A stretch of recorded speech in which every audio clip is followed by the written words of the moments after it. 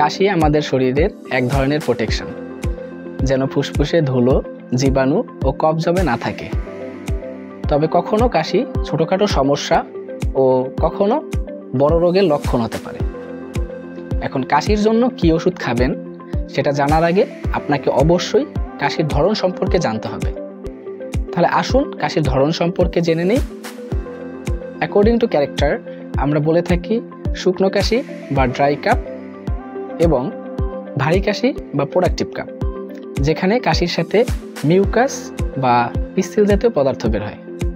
এখন শুকনো কাশি বা ড্রাই কাপ হলে বিউটামিনেট সাইট্রেট বা যেটা মিরাকপ হিসেবে পাওয়া যায় অথবা ডেক্সট্রোমিথোরফ্যান সিরাপ দেওয়া হয়। এটি কাফ সেন্টার অর্থাৎ মেডুলাতে কাজ করে কাশির রিফ্লেক্স কমিয়ে দেয়। মানে কাশি হলেও সেই রিফ্লেক্স মস্তিষ্কে পুরোপুরি পৌঁছাতে পারে না, ফলে কাশি কমে যায়। এটি ড্রাই কাফ কমানোর জন্য সবচেয়ে কার্যকরী উপাদান। কারো কারো ক্ষেত্রে ভারী কাশি বা প্রোডাক্টিভ কাপ হয়ে থাকে, অর্থাৎ আগেই বলেছি কাশির সাথে মিউকাস বা পিসিল জাতীয় পদার্থ বের হয়।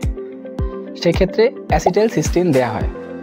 বাজারে টাইলেস এবং ভিস্কোটিন নামে পাওয়া যায়।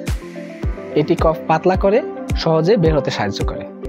এছাড়াও লরাটাডিন বা সেট্রিজিন যেটা অ্যালার্জির কাশি কমায় এবং সালবিউটামল ইনহেলার যেটা অ্যাজমা বা হাঁপানির কাশি ও শ্বাসকষ্টে ব্যবহৃত হয়।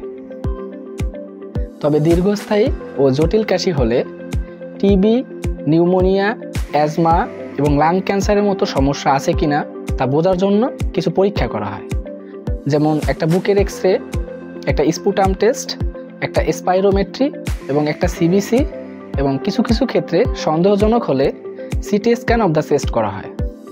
এখন প্রশ্ন হলো, কখন ডাক্তারের কাছে যাবেন? 3 সপ্তাহের বেশি সময় ধরে কাশি হলে, কাশির সাথে জ্বর থাকলে, ওজন কমে গেলে, কাশির সাথে রক্ত আসলে এবং কাশির সাথে শ্বাসকষ্ট হলে, এগুলো হতে পারে টিবি এবং ক্যান্সারের লক্ষণ।